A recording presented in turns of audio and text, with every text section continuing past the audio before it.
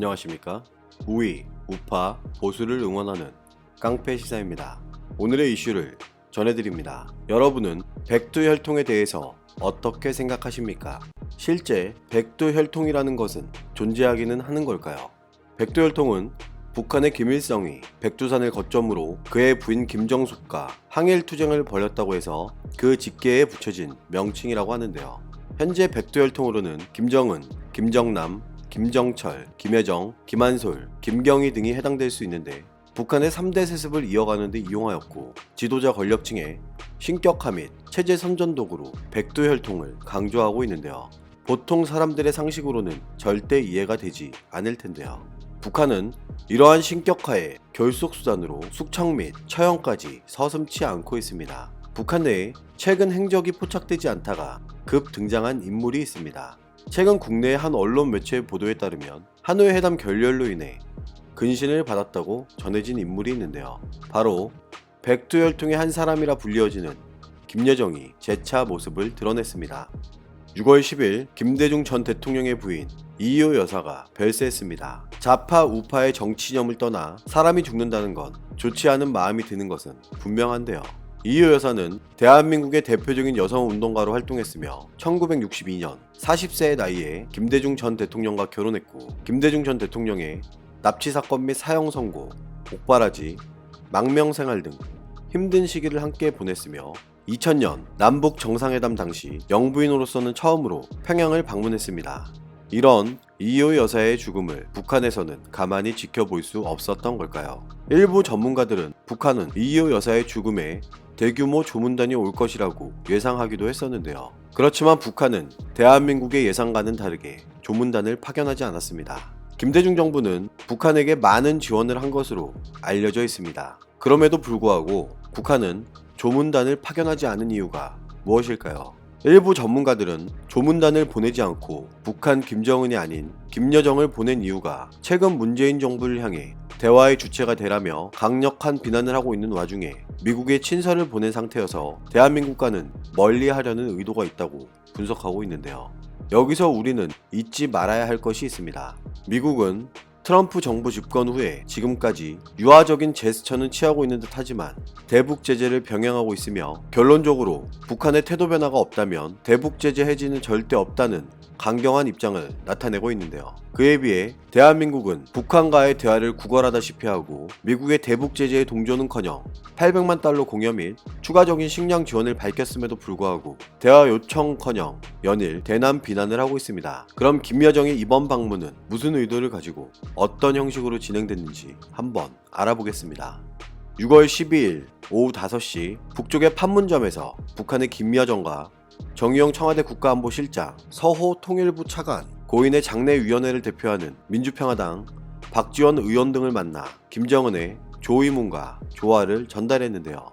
북한 김정은이 보낸 조의문에는 어떤 내용과 목적이 있는지 한번 알아보겠습니다. 김대중 전 대통령의 부인 이희호 여사가 서거하였다는 슬픈 소식에 접하여 유가족들에게 심심한 애도와 위로의 뜻을 표현한다며 김대중 전 대통령과 함께 온갖 고난과 풍파를 겪으며 민족의 화해와 단합, 나라의 평화와 통일을 위해 기울인 헌신과 노력은 자주통일과 번영의 길로 나아가고 있는 현 북남 관계의 흐름에 소중한 밑거름이 되고 있으며 온 결에는 그에 대하여 영원히 잊지 않을 것이라며 애도의 뜻을 전하고 있는데요. 북한은 그동안 많은 지원을 해줬던 흔히 대한민국의 좌파로 불리우는 그들마저 적으로 돌릴 수는 없었던 것 같습니다.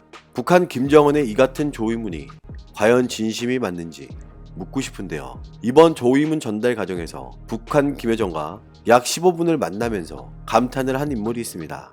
민주평화당 박지원 의원은 북한 김여정에 대해 이런 입장을 나타냅니다. 김정은 위원장의 백두혈통 하나밖에 없는 동생이라서가 아니라 어제 보니 제가 전에 만났던 것보다 훨씬 건강하고 피부 색깔도 좋고 얼굴도 아주 좋았다고 평가했는데요.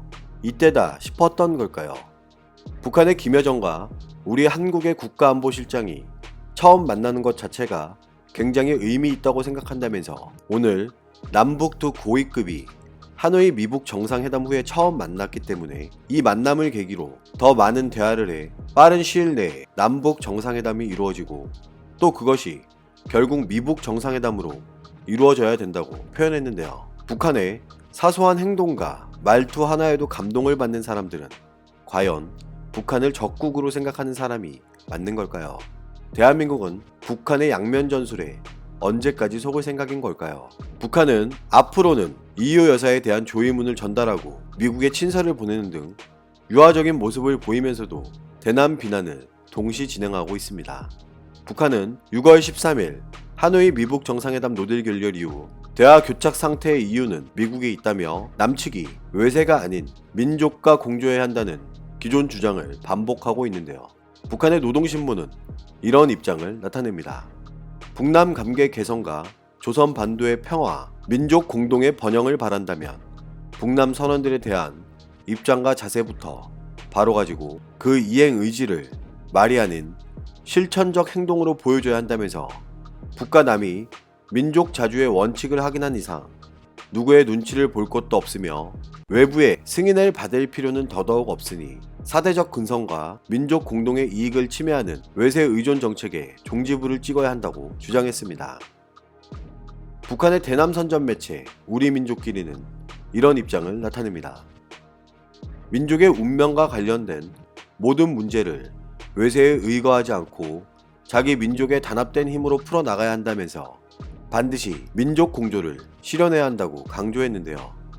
북한은 불미스럽게 생각하는 현 사태가 미국에 있음을 강조하고 대한민국 정부를 압박하는 것을 확인할 수 있을 것입니다.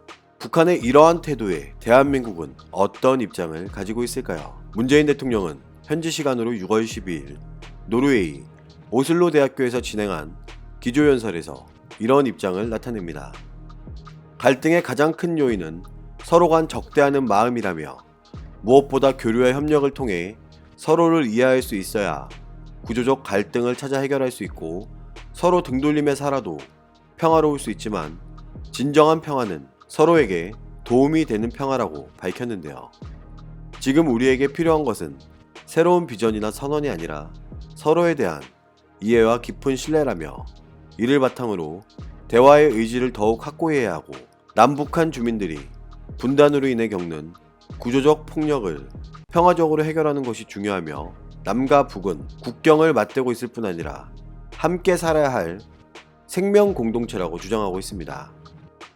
함께한 역사는 5,000년이고 헤어진 역사는 70년에 불과하다면서 사람이 오가지 못하는 접경 지역에서도 산불은 일어나고 병충해와 가축 전염병이 발생하며 보이지 않는 바다 위의 경계는 어민들의 조업권을 위협한다고 밝혔는데요. 문재인 대통령의 이번 발언은 현재 이념을 드러내고 있으며 생명 공동체라는 발언이 과연 적절한 것이었는지 우리는 다시 한번 생각해 봐야 할 것입니다. 문재인 대통령은 북한의 연평도 도발, 천안함 폭침 등 수많은 도발들에 대해서는 다 잊은 걸까요? 유가족들 앞에서도 저런 발언을 쉽게 할 수는 있을까요? 지금의 북한은 대한민국을 채근접해서 위협하고 있는 나라임을 잊고 있는 걸까요? 70년 넘게 분단되어 있고 그만큼 정치적 사상이나 신념 등이 다르다는 것을 인정해야 할 것입니다. 문재인 대통령은 1년 전 오늘 역사상 최초로 미북 정상회담이 싱가포르의 손을 맞잡았고 두 정상은 한반도의 완전한 비핵화, 새로운 미북 관계, 한반도 평화체제에 큰 원칙에 합의했으며 지금 그 합의는 현재 진행 중이라고 밝혔는데요. 2차 미북 정상회담 이후 대화가 교착 상태를 보이고 있지만 그것은 서로를 깊이 이해하는 시간이 필요하기 때문이고 지난 70년간 적대해왔던 마음을 녹여내는 과정이라고 포장했습니다. 2차 미북 정상회담 이후에도 트럼프 대통령과 김정은은 여전히 상대에 대한 신뢰와 대화 의지를 보여주고 있고 국제사회는 대화를 통한 평화 실현에 한결같은 지지를 보내주고 있어 지금의 상황을 이겨내는데 큰 힘이 되고 있다고 발언했는데요. 최근 트럼프 대통령에게 친서를 보내고 이효 여사의 죽음에 조의문을 보내는 등 긍정적으로 평가하고 있는 듯한 모습입니다. 김정은의 행동 하나하나에 일희일비하는 문재인 정부는 대한민국의 정부로서 국민들의 안보와 경제를 먼저 생각하고 있는 건 맞는 걸까요? 우리는 문재인 정부의 향후 행동에 대해 관심을 가지고 지켜봐야 할 것입니다. 김정은과 언제든 만날 준비가 되어 있다며 김정은의 선택으로 만남의 시기가 결정된다고 하는 문재인 정부. 북한 김정은에게만은 무조건적인 양보를 보여주고 있는데요. 대한민국은 언제쯤 북한을 향해 강경한 목소리를 높이고 동맹국가인 미국과 함께 북한을 압박할 수 있을까요?